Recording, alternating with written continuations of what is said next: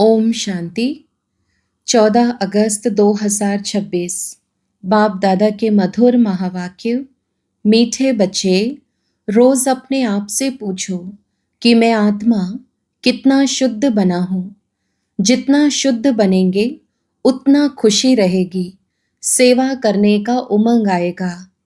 प्रश्न: हीरे जैसा श्रेष्ठ बनने का पुरुषार्थ क्या है? उत्तर: देही अभिमानी बनो, शरीर में जरा भी मोह ना रहे, फिकर से फारिग हो, एक बाबा की याद में रहो। यही श्रेष्ठ पुरुषार्थ हीरे जैसा बना देगा। अगर देह अभिमान है तो समझो अवस्था कच्ची है, बाबा से दूर हो।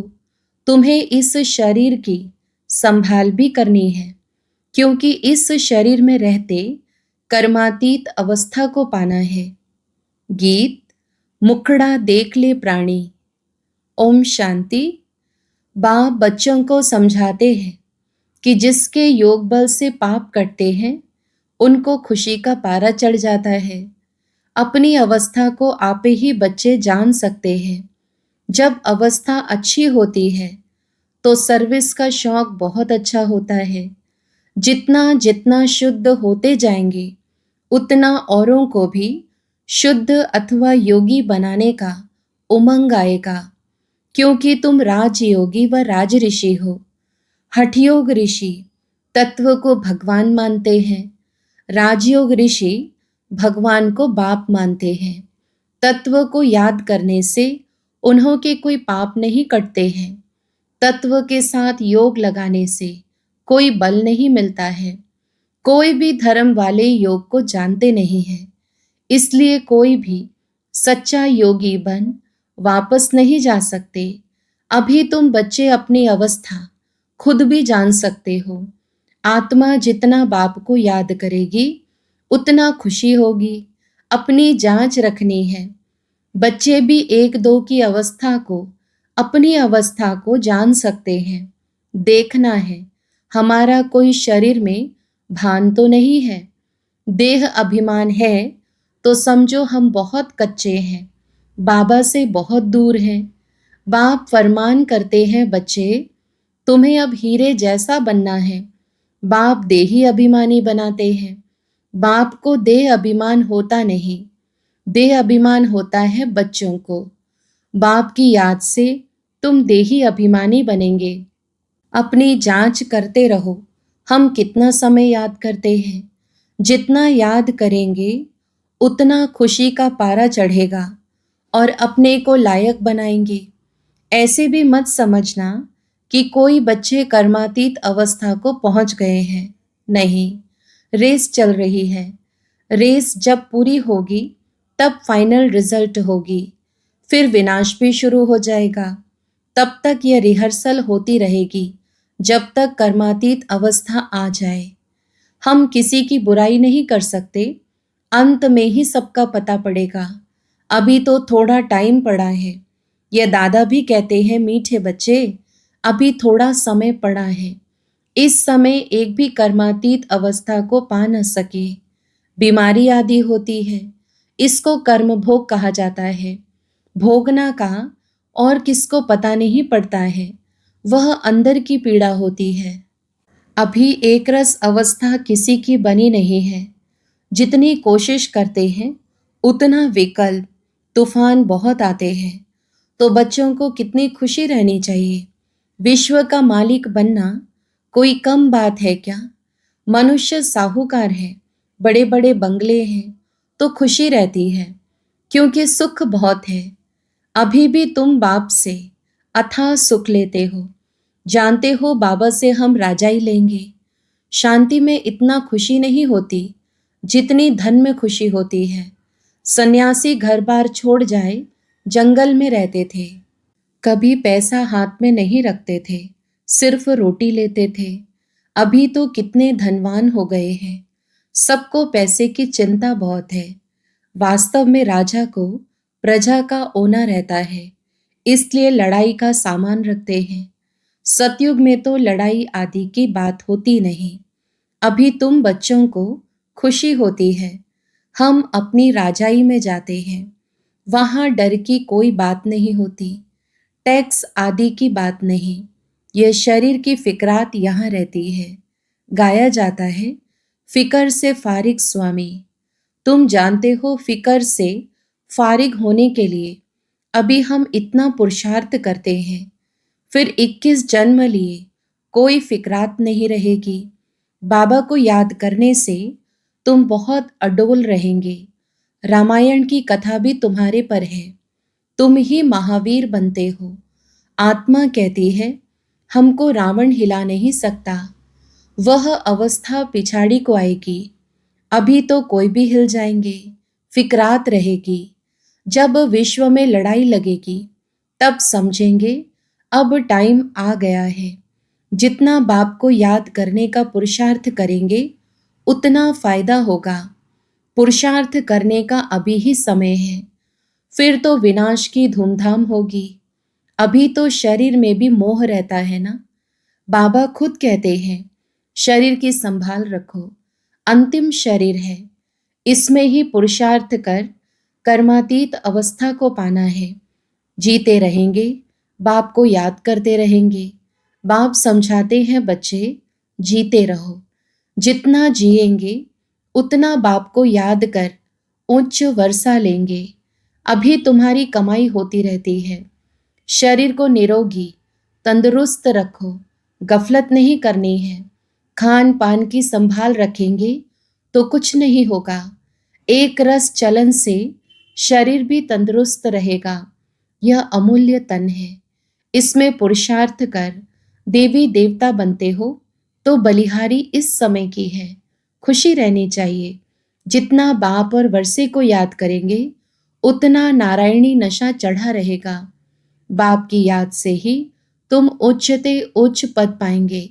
देखना है हम कितना खुशी में, कितना फखुर में रहते हैं। गरीबों को तो और ही खुशी रहनी चाहिए।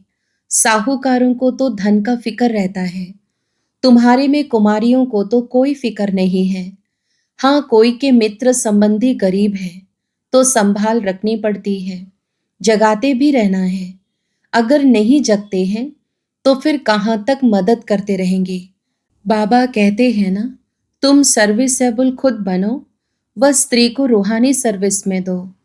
तुम हो बाबा के मददगार। मदद तो सबको चाहिए ना। अकेला बाप भी क्या करेगा, कितनों को मंत्र दे।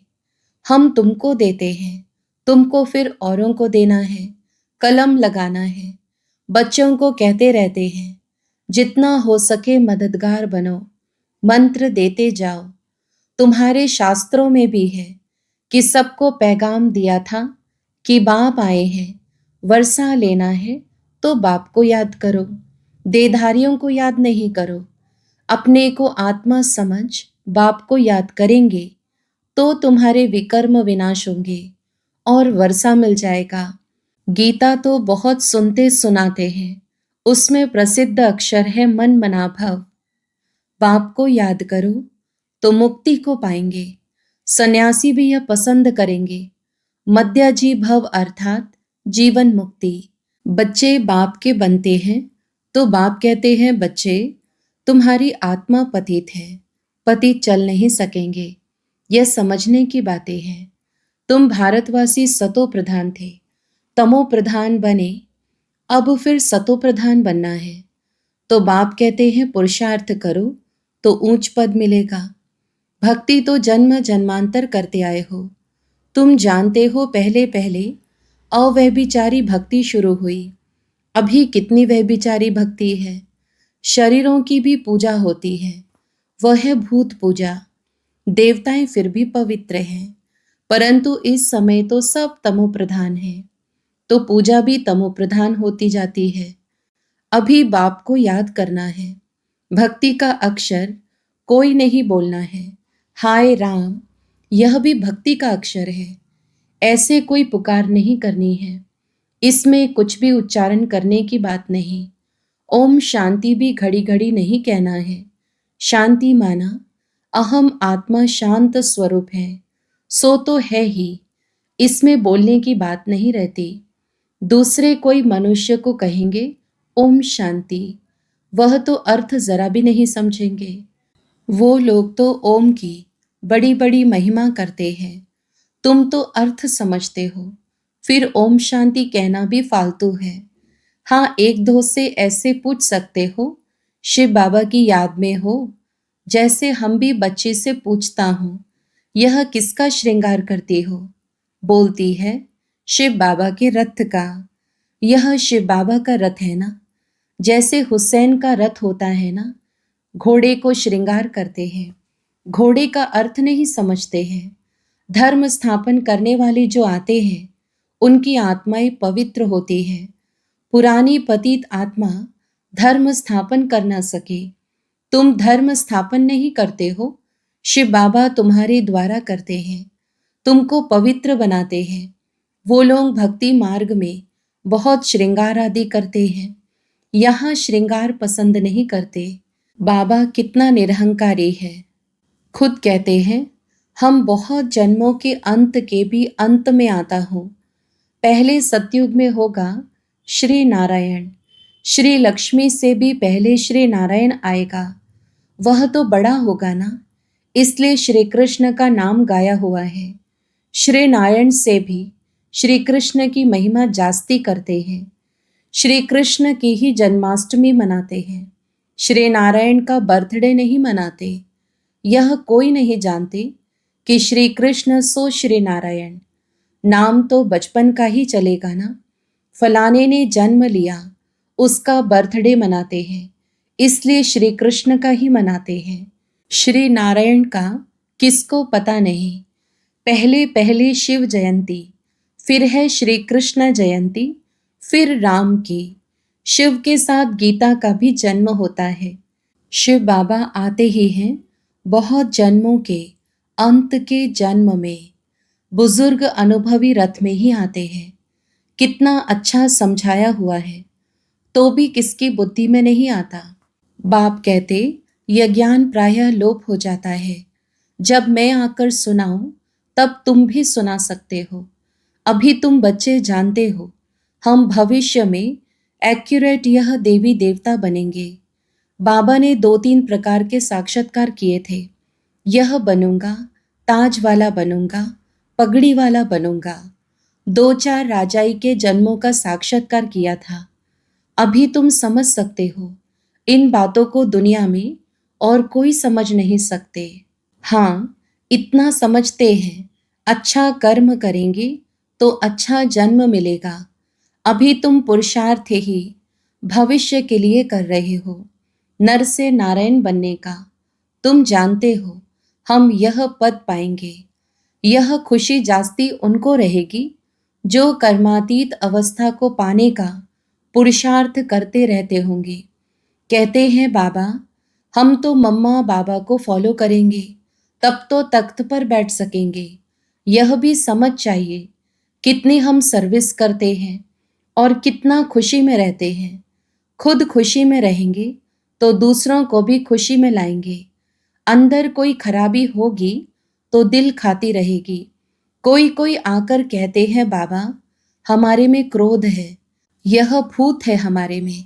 फिकर की बात हुई ना, भूत को रहने नहीं देना चाहिए। क्रोध क्यों करे, प्यार से समझाना होता है। बाबा कोई पर क्रोध थोड़े ही करेंगे। शिव बाबा की महिमा है ना, बहुत फालतू झूठी महिमा भी करते हैं। मैं करता क्या हूँ?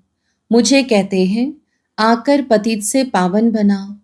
जैसे डॉक्टर को कहते हैं, हमारी बीमारी दूर करो। वह दवाई दे इंजेक्शन लगाते हैं, सो तो उनका काम ही है।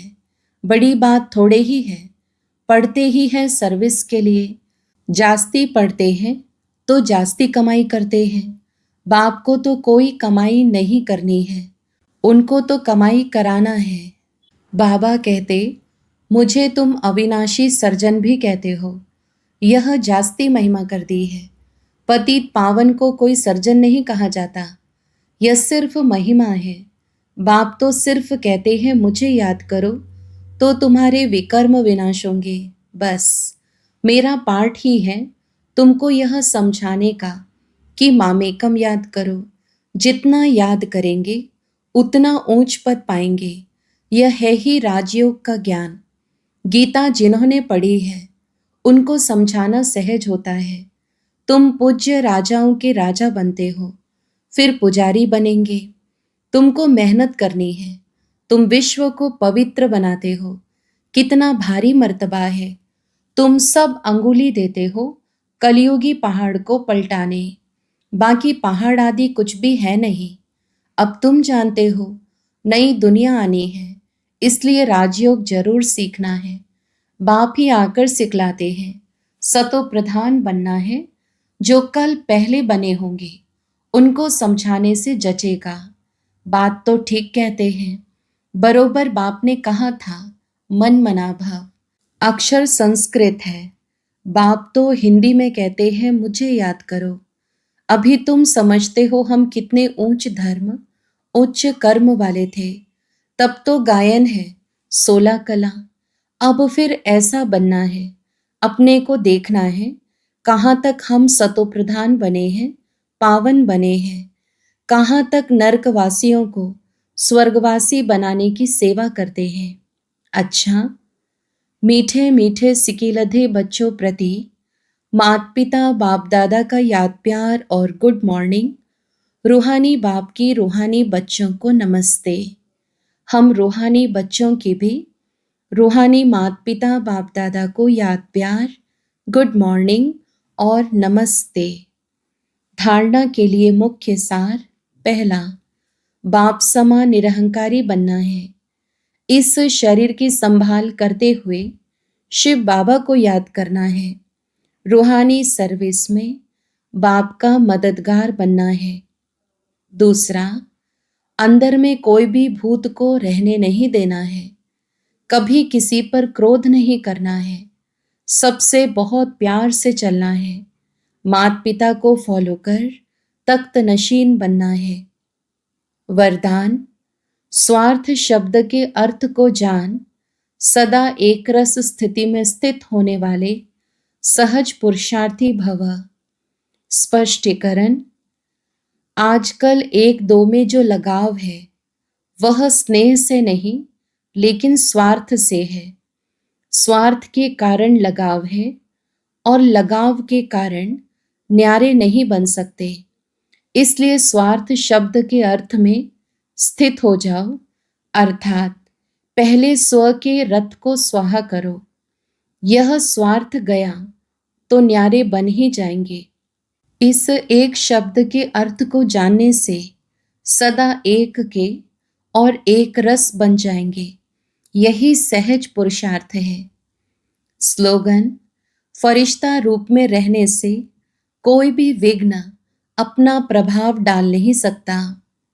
अव्यक्त इशारे, अपवित्रता के बीज को भी समाप्त कर संपूर्ण स्वच्छ अर्थात पवित्र बनो। संपूर्ण पवित्रता आप ब्राह्मणों का श्रृंगार है। सदा श्रृंगार की हुई मूर्त अर्थात सदा पवित्र स्वरूप में स्थित रहे। बेहद की स्टेज पर हीरो पार्ट बजाओ। सदा ब्रह्मचारी अर्थात संकल्प में भी किसी प्रकार की अपवित्रता वृत्ति को चंचल नहीं बनाए। वृत्ति की चंचलता भी रजिस्टर को दागी बना देती है।